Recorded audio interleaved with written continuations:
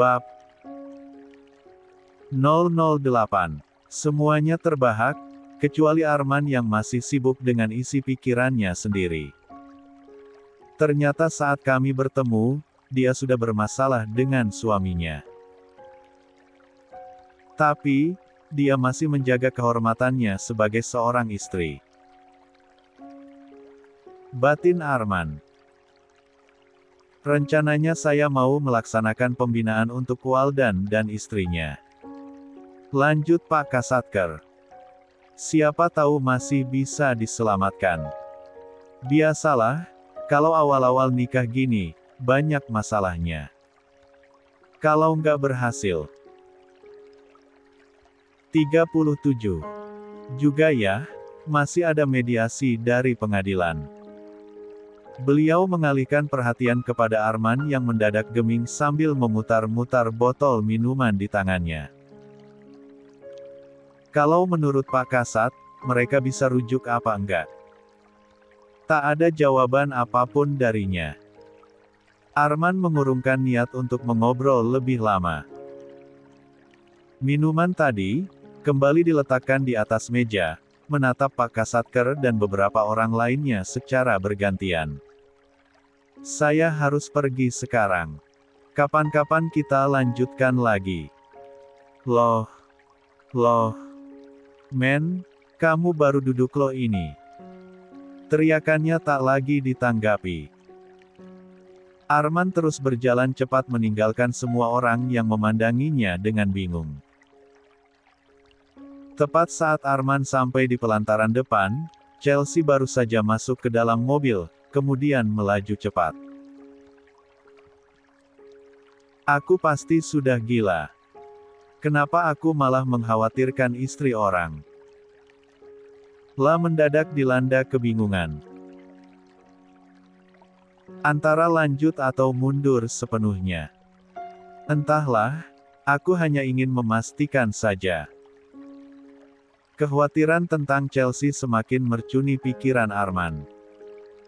Sebagai seorang kasat reskrim, Arman sudah sangat sering melihat kasus di mana pertengkaran suami istri yang berujung tragedi, entah itu sekedar KDRT ringan, berat hingga meregang nyawa. Sebisa mungkin ia tak mau kehilangan jejak, tapi tak pula ingin ketahuan. Tak lama setelah mengikuti mobil itu, laju mobil Arman melambat, saat mendapati Chelsea keluar dan Waldan tancap gas pergi begitu saja. Gila, kenapa dia ninggalin istrinya sendirian? Tangannya benar-benar gatal ingin meraih handle pintu mobil, tetapi berusaha ia tahan. Namun saat hujan deras turun, disitulah Arman tidak lagi berpikir panjang. La menghampiri dan memayungi wanita itu dari derasnya hujan. Beberapa baris kalimat pembuka pun dihaturkan. Namun, Chelsea masih saja mengabaikannya. Dengan keberanian yang tersisa, Arman tarik bahu wanita itu agar kembali menghadapnya. Waktu seakan kembali berjalan saat Chelsea menyadari satu hal dari pria asing itu. Dari mana Anda tahu tentang hal ini? Jangan bilang, Anda menyelipkan chip atau kamera kecil untuk mengawali saya, iya. Pertanyaan konyol Chelsea dibalas dencakan kesal dari mulut Arman. Satu kantor pun akan tahu besok. Saya pikir kamu istri orang, tapi kamu calon jandanya. Saya tidak akan ikut campur urusan rumah tangga kalian, tapi jika kamu ingin suratnya turun lebih cepat, saya bisa bantu. Pipi bulat Chelsea menggelembung cemburut. Anda pengen banget saya cepat-cepat jadi janda. Orang-orang pada kenapa sih, banyak banget yang nungguin saya jadi janda. Hah. Mata Arman membulat sempurna. Katakan, siapa aja yang nungguin kamu jadi janda? Pak Kapolres. Saking kagetnya Chelsea hanya bisa terperangah. Sepertinya Arman salah mengartikan ucapannya. Padahal orang yang ia maksud adalah Nada, Mbak Nia dan Suri yang sudah pasti akan sangat bergembira kalau ia lepas dari Waldan. Maaf kalau kamu merasa terganggu. Tapi ini sudah maghrib. Lebih baik kamu masuk ke mobil, biar saya antar kamu kemanapun tujuannya. Terima kasih tawarannya. Saya bisa pulang sendiri.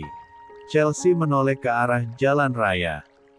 Untung saja, keberuntungan masih berpihak padanya.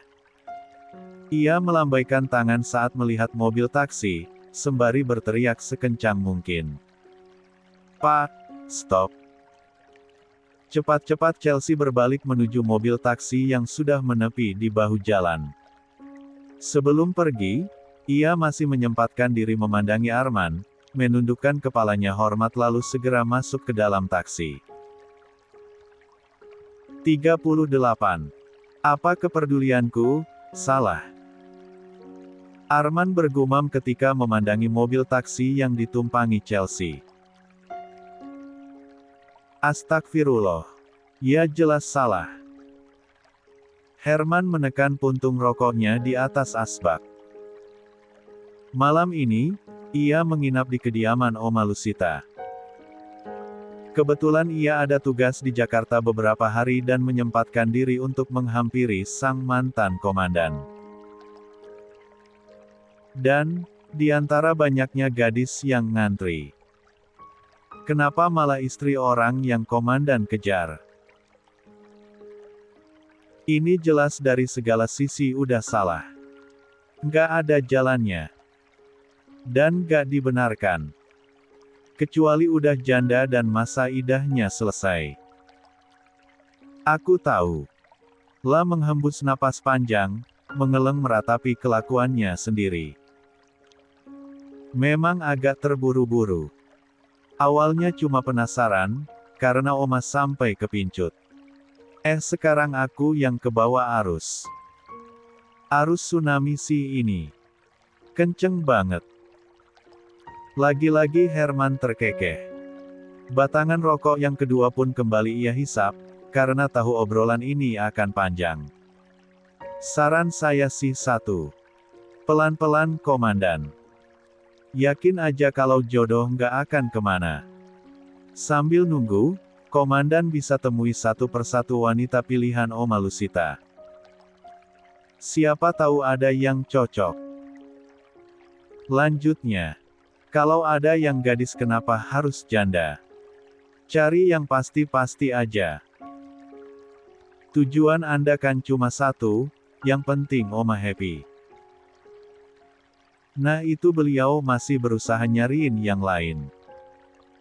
Banyak kok yang lebih cantik. Hati-hati komandan, ingat, taruhannya nama baik dan jabatan Anda. Arman tetap geming. Ya, ucapan Herman ada benarnya. Sejak awal, niatnya menikah hanya untuk memenuhi permintaan Oma Lusita saja, ia tak pernah kepikiran soal cinta dan sebagainya. Tapi, ternyata cinta pada pandangan pertama itu, nyata. Sayangnya ia salah menempatkan hati, dan separuh hatinya kadung dibawa lari. Apa ada cara untuk berhenti? Mau rokok, dan tawaran Herman hanya ditanggapi dengan gelengan kepala. Arman memilih untuk masuk lebih dulu. Menghampiri Oma yang sejak siang sibuk sendiri di atas kursi goyangnya. Oma. Loh, Herman mana? Masih nyebat. Nanti nyusul masuk. Arman duduk selonjoran di depan kursi Oma. Pandangannya tertuju pada figura foto yang terpajang di dinding ruangan. Men, besok kamu sibuk ya? Ada evaluasi tim sebentar.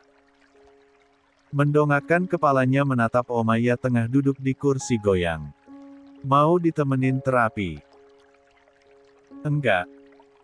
Dengan antusias Oma menunjukkan foto seorang wanita cantik di tabnya. Kita ketemuan sama Gladys yuk. Cantik, kelihatannya juga baik. Mau ya? Iya. Sejenak Arman terdiam memperhatikan omanya dengan seksama. Sudah beberapa hari ini wanita tua itu masih berusaha keras mencarikan jodoh untuknya. Oma, sudah lupa sama wanita yang waktu itu, di tempat wisata. Senyum Oma mendadak lenyap. Nggak bisa lupa. Tapi ya nggak mungkin, dia istrinya orang. Oma sudah berusaha lupain, kamu malah ngingetin. Gurat kesedihan terlihat jelas di wajahnya, moodnya pun ambyar begitu saja. Oma mau ke kamar dulu. Kamu jangan lupa tidur juga. Kalau kamu setuju ketemu Gladys, telepon Oma. 39. Sekuat tenaga Oma berusaha berdiri kemudian berjalan pincang sambil memukul-mukul pahanya yang terasa kesemutan karena duduk terlalu lama. Dua orang suster pribadinya pun segera mengikuti dari belakang. Ternyata memang harus pelan-pelan atau dilupakan sekalian. Arman merogoh kantong celananya, meraih sebuah cincin yang lagi-lagi lupa. Ia kembalikan kepada sang empunya. 2 hari berlalu. Tepat hari ini, surat izin dari pimpinan sudah keluar dan di hari yang sama acara doa bersama untuk mendiang ayah Waldan akan diselenggarakan. Ibu Chelsea datang jauh-jauh dari kampung, tanpa tahu-menahu bahwa pernikahan putrinya sedang berada di ujung tanduk. Assalamualaikum. Waalaikumsalam. Mbak Nia melirik Ibu Chelsea dari sofa ruang tamu, tatapannya begitu sinis, tak ada sikap ramah layaknya menyambut tamu jauh. Loh ternyata Bude datang. Kok nggak ngabarin? Meski tak dipersilahkan masuk, Ibu Chelsea berinisiatif masuk sendiri, sembari menenteng kardus mie yang diikat dengan tali rapiah. Bude mau ngasih kejutan untuk Chelsea. Diletakkannya kotak tadi, di atas meja sofa. Oh ya, ini Bude bawain pisang dan pepaya dari kampung. Oleh-olehnya itu-itu mulu, gumam Suri sambil menyuapi putranya. Bawa masuk ke dapur aja, Bude. Chelsea belum kesini, mungkin ada urusan di kantor Waldan. Oh iya, nggak apa-apa. Ia kembali menenteng kardus itu, masuk ke dalam dapur. Tak lama ia menghampiri Ibu Waldan di dalam kamar. Nur. Mbak. Ibu Chelsea langsung menyalami tangan wanita parubaya yang terbaring lumpuh di atas kasur. Apa kabar? Maaf waktu Mbak masuk rumah sakit, saya nggak bisa jengukin. Nggak apa-apa, Nur. Ada Chelsea yang selalu nemenin. Alhamdulillah. Sepertinya sekarang Chelsea sibuk ya di kantor Waldan, ibu-ibu Bayangkari memang banyak kegiatan. Ekspektasi Ibu Chelsea sangat jauh dari kenyataan. Andai ia tahu, jika sebenarnya saat ini, putri semata wayangnya itu sedang berjuang sendirian, memasuki ruang pusat bantuan hukum di pengadilan, guna membuat surat gugatan. Mbak, datang sendirian. Iya. Chelsea terus meremas tangannya yang terasa dingin di bawah meja. Kenapa tidak didampingi keluarga? Ini berat loh, mana mbaknya masih muda banget. Masya Allah. Staf wanita itu terlihat sangat kasihan, namun hanya dibalas senyuman getir oleh Chelsea. Ia tahu, tidak kuat menghadapi situasi ini sendiri, tapi keadaan memaksanya untuk tegar dan ikhlas. Di sisi lain, Waldan sedang menemani Nada di sidang pertama perceraiannya dengan Yoga. Di kursi tamu, ia duduk sambil memangku Boni, didampingi Ibu Nada dan beberapa orang kerabat mereka. 40. Sidang pertama perceraian Nada berlangsung cepat dan tanpa kendala, karena Yoga tak juga menunjukkan batang hidungnya sejak pertengkaran mereka. Pengusaha muda itu memilih untuk diwakilkan oleh seorang pengacara. Hak asuh Bonnie yang diminta Nada pun di-ACC tanpa syarat. Pria itu seolah benar-benar angkat tangan dan mundur tanpa jejak. Satu-satunya masalah yang tersisa adalah nafkah untuk Bonnie yang tidak disetujui oleh kuasa hukum Yoga, dengan alasan, balita itu bukanlah darah dagingnya. Selepas sidang selesai, Nada diseret oleh ibunya ke ruangan kosong di belakang kantor pengadilan agama. Wajahnya memerah-marah, karena baru tahu jika sang cucu bukan anak hasil pernikahan, justru di luar hubungan resmi. Nada meringis kesakitan saat punggungnya menghantam tembok ruangan. Kenapa sih, Ma? Aku sakit. Kita bisa bicara di rumah, jangan di sini.